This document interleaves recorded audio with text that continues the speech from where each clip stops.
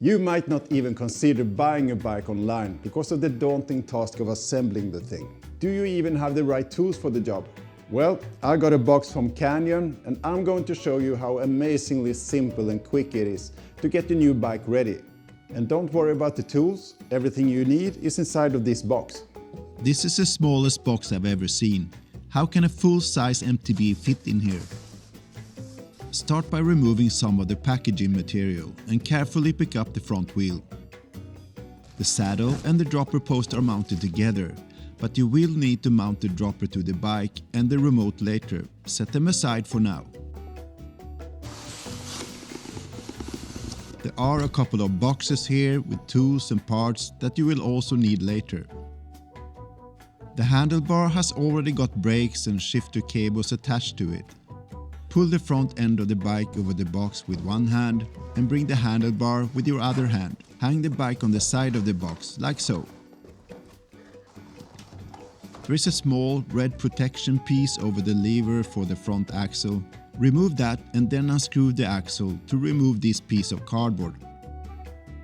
Bring the wheel and remove the protection. There is this little plastic thing wedged between the brake pads that you also need to remove, but save that for later. It's perfect for when you need to remove any of your wheels in the future to prevent the brake calipers to accidentally come together.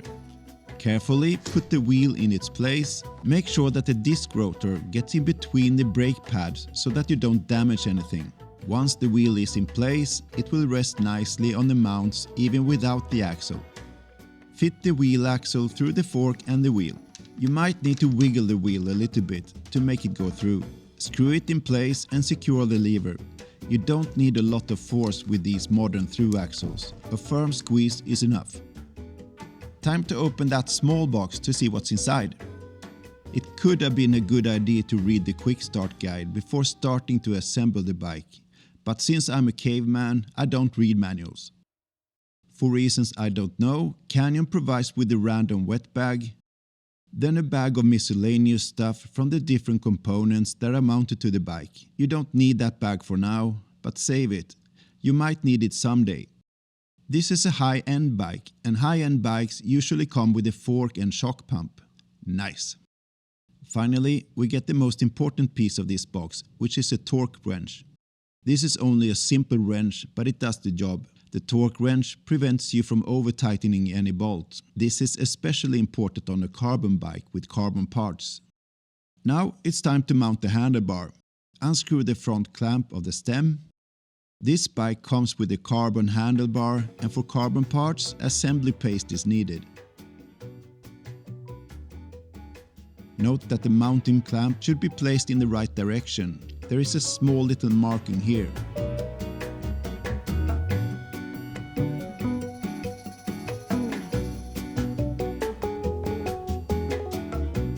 Fit everything together.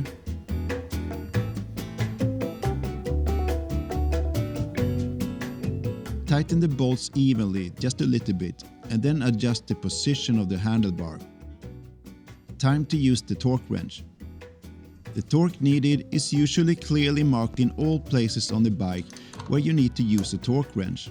Just check that everything is evenly aligned first. That's the important bit, according to me at least. Fitting a dropper post is easier than you might think. Some bikes even come with a dropper post pre-installed. Put that little hook on the wire in its slot on the dropper. Pull gently at the other end of the cable and the hook should snap into place. When putting the dropper into the seat tube, pull out the cable at the front end and maintain an even tension. A gentle pull again will do. Make sure that the seat clamp is in its place, align the saddle and tighten the bolt with the torque wrench. You will probably need to adjust the height of the saddle at a later point, so just make an educated guess on what the height should be. The final step when it comes to the dropper is to mount the remote. A Torx bit is used here. Don't use a hex bit or you could damage the bolt. Align the two pieces together tightly and then screw in the bolt and tighten it with the torque wrench with the indicated torque. Sweet! The bike is now almost ready. Just remove all protection and make sure that you can find that little bag with washers for your pedals. This bike comes with a wireless derailleur, and in this red box there's a charger, a cord and a battery that you need to charge later. The battery has got some juice in it from the factory, so attach it and make sure everything works as it should. The drivetrain is usually adjusted from the factory. Well, that's pretty much it. A pair of pedals and off we go. I hope you found this video useful and don't miss the review of this bike.